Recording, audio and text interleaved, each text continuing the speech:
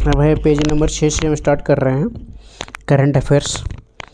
जैसे समसाम की कुछ संक्षिप्त किया है आपको दोस्तों। इसमें जैसे कुछ जैसे शॉर्ट फॉर्म ही होते हैं, तो शॉर्ट फॉर्म भी आपको पढ़ना चाहिए। जैसे इंटरपोल का फुल फॉर्म क्या है, इंटरनेशनल क्रिमिनल पुलिस ऑर्गेनाइजेशन, ये सब दे रखा है, तो आपको ये सब पढ़ना चाहिए। आगे बढ़ते हैं, आप ध्यान से देखें और इसे पढ़ें।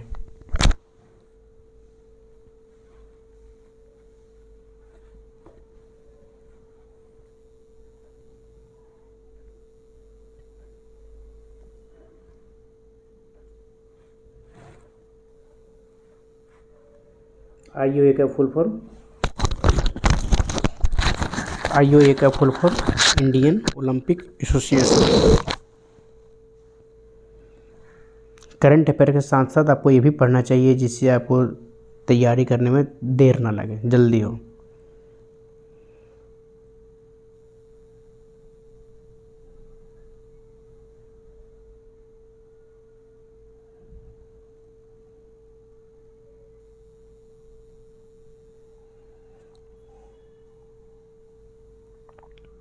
NDC के फुल नेशनल डिफेंस कॉलेज।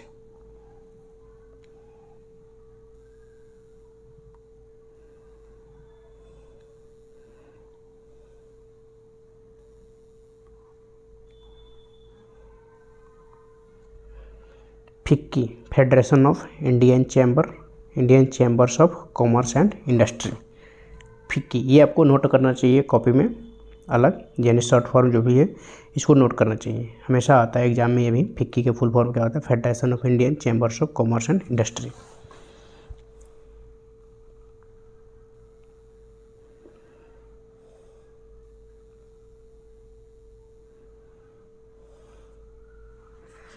जैसे ये है, सेना प्रमुख जनरल एम नरवणे ने दिसंबर 2021 में चीफ ऑफ स्टाफ कमेटी के अध्यक्ष के रूप में पदभार ग्रहण किया है। इस तरह जाए क्वेश्चन हो जाएगा, चीफ ऑफ स्टाफ कमेटी के अध्यक्ष के रूप में किसे दिया गया है, तो जनरल एम नरवणे।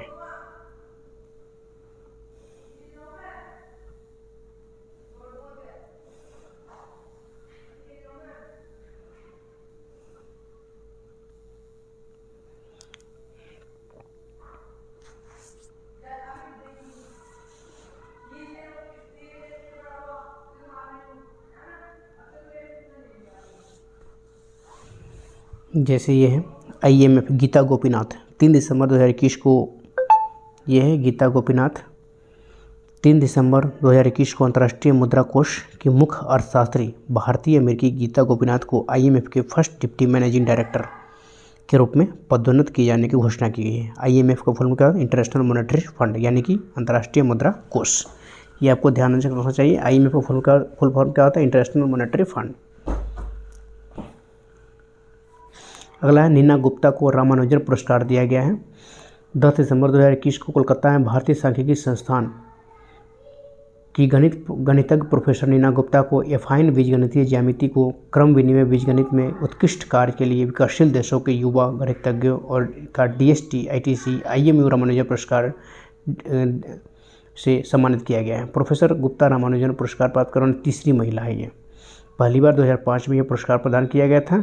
पहली बार कब, 2005 में। रामानुजन पुरस्कार यह हर एक वर्ष गणितज्ञ को दिया जिनकी उम्र पुरस्कार दिए जाने वाले वर्ष के 31 दिसंबर को 45 वर्ष से कम हो, जिन्होंने विकासशील देशों में उत्कृष्ट शोध कार्य किया हो।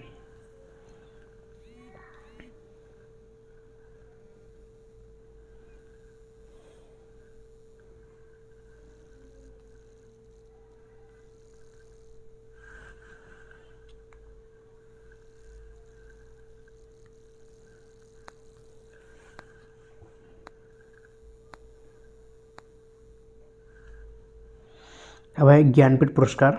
इम्पोर्टेंट पढ़ने क्वेश्चन आपको मैं बता देता हूँ। ज्ञानपीठ पुरस्कार दिसंबर, यानी ज्ञानपीठ पुरस्कार जो है आपको साहित्य के क्षेत्र में दिया जाता है। किसी ज्ञानपीठ पुरस्कार जो है साहित्य के क्षेत्र में दिया जाता है। ये 1965 से दिसंबर 2021 में प्रख्यात असमिया कवि नीलमणि फुक्कन जूनियर को वर्ष 2021 के 56वें ज्ञानपीठ पुरस्कार सम्मानित किया गया। भारत का सर्वोच्च साहित्यिक पुरस्कार ज्ञानपीठ लेखकों को साहित्य के प्रति उनके उत्कृष्ट योगदान के लिए हर वर्ष दिया जाता है। प्रसिद्ध कवि फुक्कन ने सूर्य हेनु नामी अहे ए नेडियदी ये बुक का नाम है, ये आपको पढ़ना चाहिए। बुक का नाम क्या है ये आपको देखना चाहिए। बुक का नाम क्या लिखा है? सूर्य हेनु नामी अहे नडियादी, गुलाबी जमुर लग्न और कविता का लेखन किया है। 90 वर्षीय फुकन को 1990 में पद्मश्री से भी सम्मानित किया गया था और 2002 में उन्हें साहित्य अकादमी फेलोशिप भी प्रदान किया गया। बुक का नाम भी साथ साथ आपको ध्यान रखना चाहिए। अब है 57वां ज्ञानपीठ पुरस्कार। प्रसिद्ध कोंकणी लेखक दामोदर मौजो को वर्ष 2022 के 57वें ज्ञानपीठ पुरस्कार से सम्मानित किया गया है। 77 वर्षीय दामोदर मौजो गोवा के उपन्यासकार, कथाकार, आलोचक और निबंधकार भी। ये कहाँ के हैं? गोवा के हैं। वो अपने उपन्यास जैसे कार्मेलिन और सुनामी, साइमन और लघु कथाएं जैसे टेरेसाज और man other stories from Goa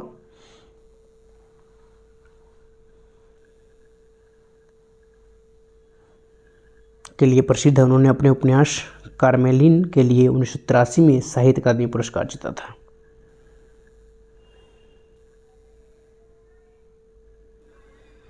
अब बढ़ेंगे 52वां अंतर्राष्ट्रीय फिल्म समारोह। 52वां भारतीय अंतर्राष्ट्रीय फिल्म महोत्सव 2021 में हुआ था। ये कहाँ हुआ था ये आपको ध्यान रखना चाहिए। गोवा की राजधानी पणजी में हुआ था। गोवा की राजधानी ये पणजी में हुआ है। किस किस फिल्म को पुरस्कार दिया गया है ये सब आपको ध्यान रखना चाहिए। अगले पेज में चलते हैं।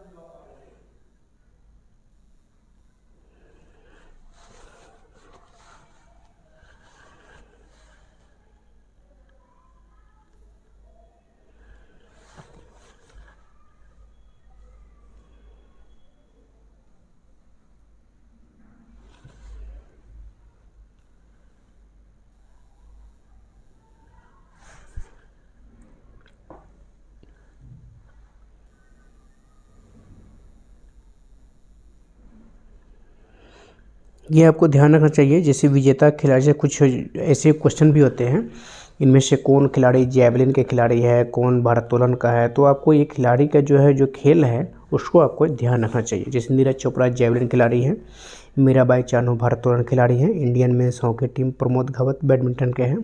ये सब आपको ध्यान रखना चाहिए।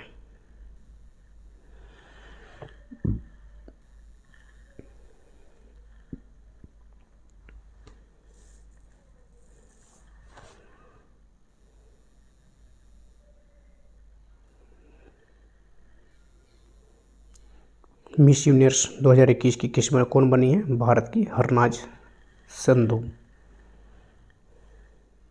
ये आपको ध्यान रखना चाहिए। मिस यूनिवर्स किस लिए दिया जाता है, कहाँ दिया जाता है, ये सब आपको इसके बारे में डिटेल पढ़ना चाहिए। एक बार पढ़ लेंगे आप तो बार बार आपको ध्यान रहेगा, इसीलिए आपको मिस यूनिवर्स के बारे में डिटेल पढ़नी चाहिए।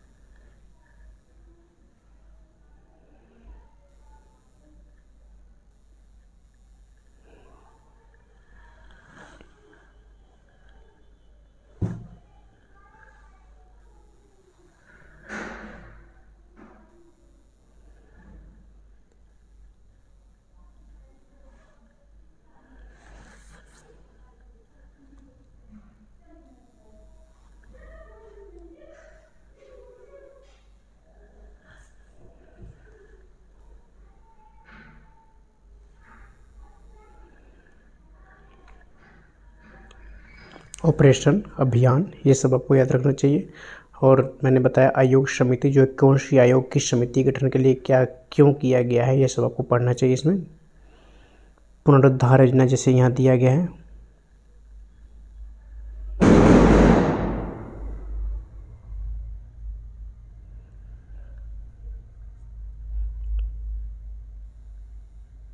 बीसीसीआई का फुल फॉर्म क्या होता है? Board of control for cricket in India.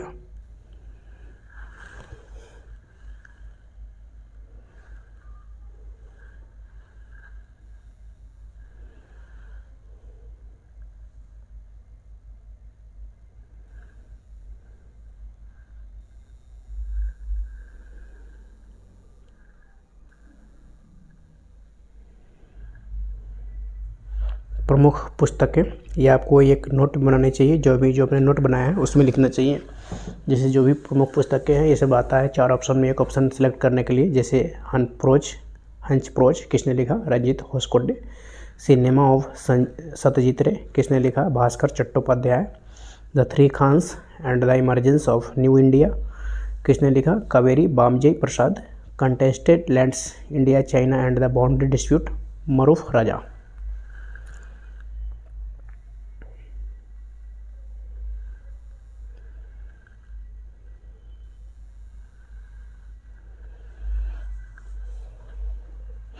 विधि दिवस, सप्ताह दिवस, जब आप बार बार करंट अफेयर्स पढ़ते रहते हैं तो इसमें विधि जो भी दिवस है, दिवस तो आपको याद हो ही गया हो, कुछ थोड़ी बहुत पढ़नी चाहिए इसमें बार बार, जो भी याद है भी तब भी दोबारा 2 बार 3 बार रिपीट करनी चाहिए।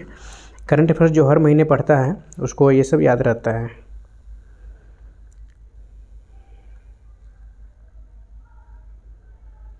दिवस तो सारे आपको पढ़ना चाहिए।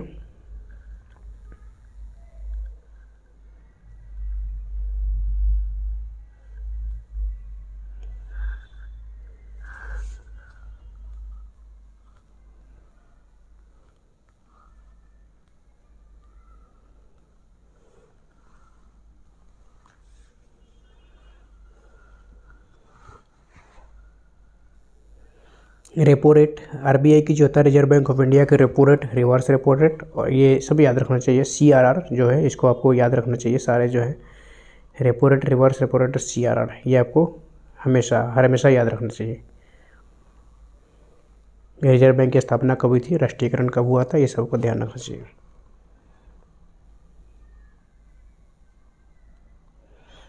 रिवर्स रेपो रेट 3.35 है, और रेपो रेट 4% है, इसमें दिया गया ये है repo rate 4%। Reverse repo rate 3.35%, और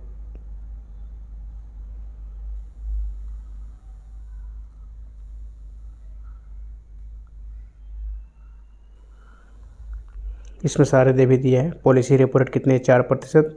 रिवर्स रेपो रेट 3.35%। बैंक अस्थायी सुविधा दर 4.25%। बैंक दर 4.25%। सीआरआर 4%। एसएलआर 18%। ये सब आपको ध्यान रखना चाहिए एक एक करके।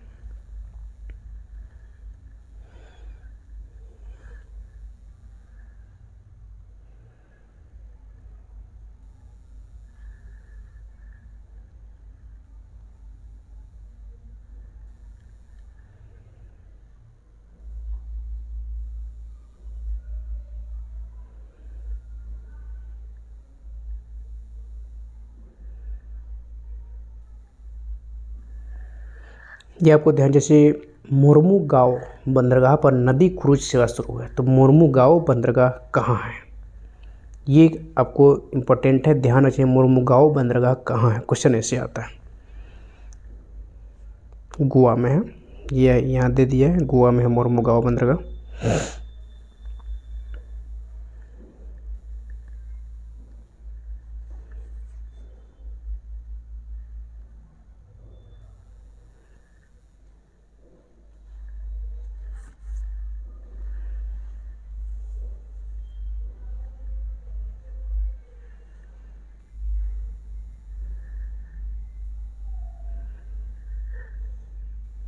ये आपको ध्यान रखना चाहिए।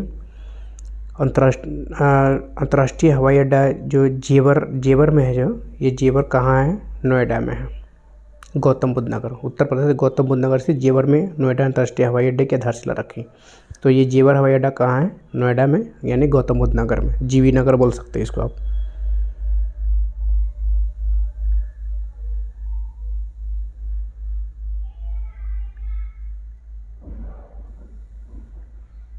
जेपी मॉर्गन दुनिया का सबसे व्यवस्थित बैंक नामित है। जेपी मॉर्गन कहाँ है, ये आपको ध्यान रखना चाहिए, कहाँ पर है।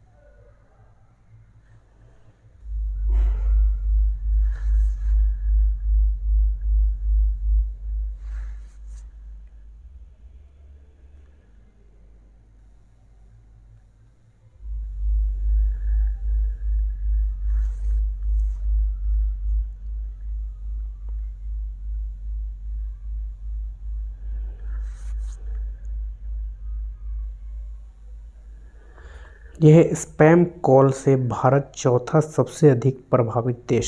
स्पैम कॉल होता क्या है, इसके बारे में आपको डिटेल पढ़नी चाहिए। कॉलर आईडी स्पैम डिटेक्शन और ब्लॉकिंग कंपनी ट्रू कॉलर द्वारा नवीनतम रिपोर्ट के अनुसार वर्ष 2021 में भारत में स्पैम कॉल दरों में फिर से वृद्धि हुई है। देश वैश्विक रैंकिंग में 9वें स्थान से चौथे स्थान पर पहुंच गया है। ऊपर की ओर बढ़ना बिक्री और टेलीमार्केटिंग कॉलों में उल्लेखनीय वृद्धि का प्रत्यक्ष परिणाम है, जो भारत में सभी स्पैम कॉलों का लगभग 93.5% है। एक विशेष कंपनी जिसकी पहचान ट्रू कॉलर में नहीं बताई, 2021 में 202 मिलियन से अधिक स्पैम कॉल करने के लिए जिम्मेदार थी, जो प्रति घंटे के आधार पर लगभग 27,000 कॉल का अनुवाद करती हैं। अधिकतम स्पैम कॉल आधारित कॉल वाले दुनिया के शीर्ष 3 देश ब्राज़ील, पेरू, यूक्रेन। कड़े सरकारी नियमों के कारण अमेरिका 2020 में दूसरे स्थान से गिरकर 2021 में 20वें स्थान पर आ गया।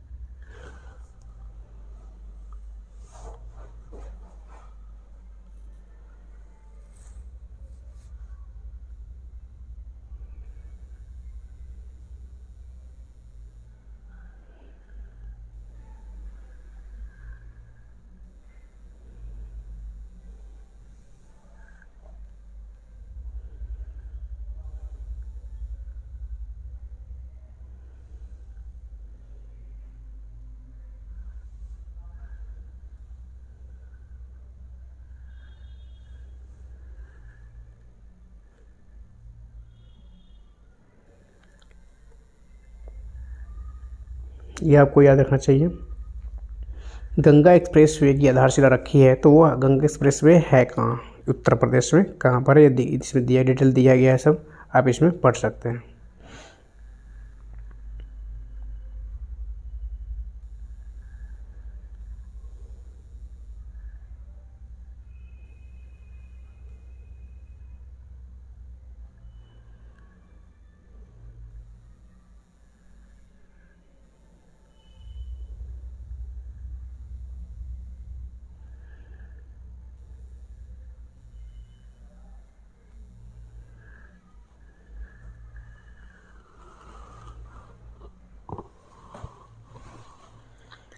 आत्मनिर्भर भारत योजना महाराष्ट्र सबसे आगे है।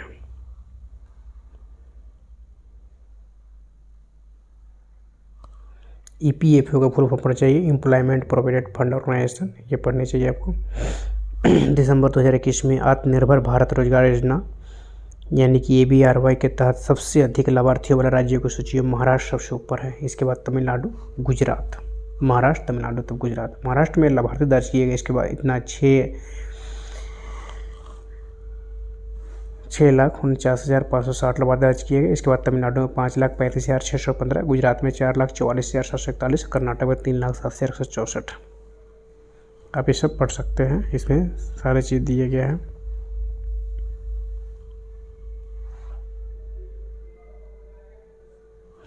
सबसे उच्चतम सबसे ज़्यादा रोजगार देने वाला राज्य कौन है? महाराष्ट्र। उसके बाद कौन है? उत्तर प्रदेश। उसके बाद केरल, पश्चिम बंगाल, कर्नाटक।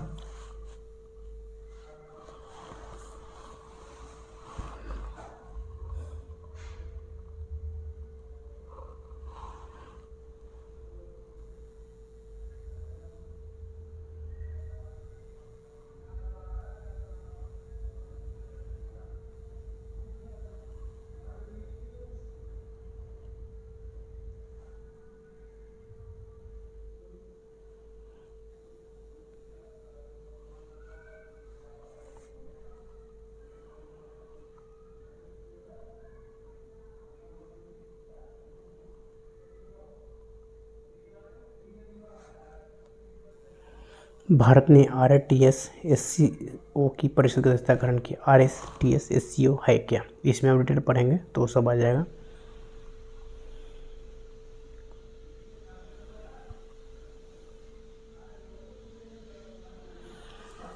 विश्व का पहला पेपरलेस कामकाज वाला शहर कौन बना है? तो दुबई।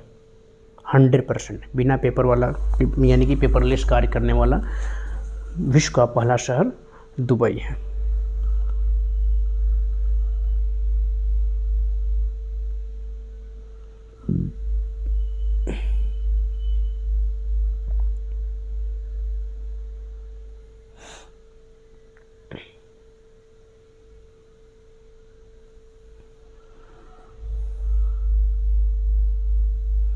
बारबाडोस बना दुनिया का सबसे नया गणतंत्र। ब्रिटिश उपनिवेश बनने के लगभग 400 वर्ष बाद बारबाडोस 30 नवंबर 2021 को दुनिया का सबसे नया गणराज्य बन गया है।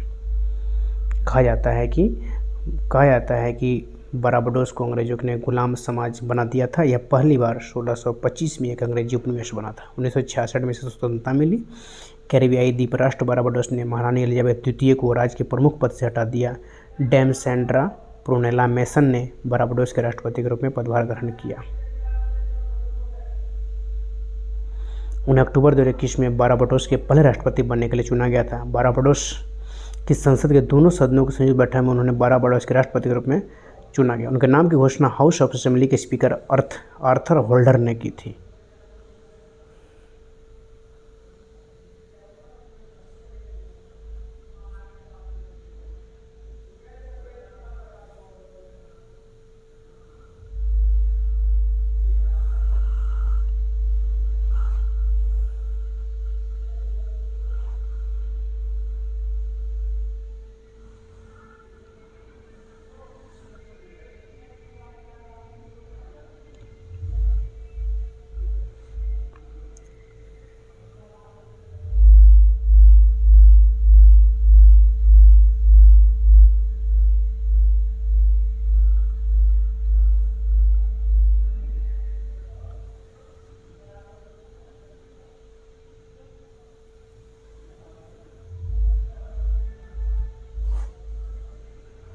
अभी दोस्तों खेल खिलाड़ी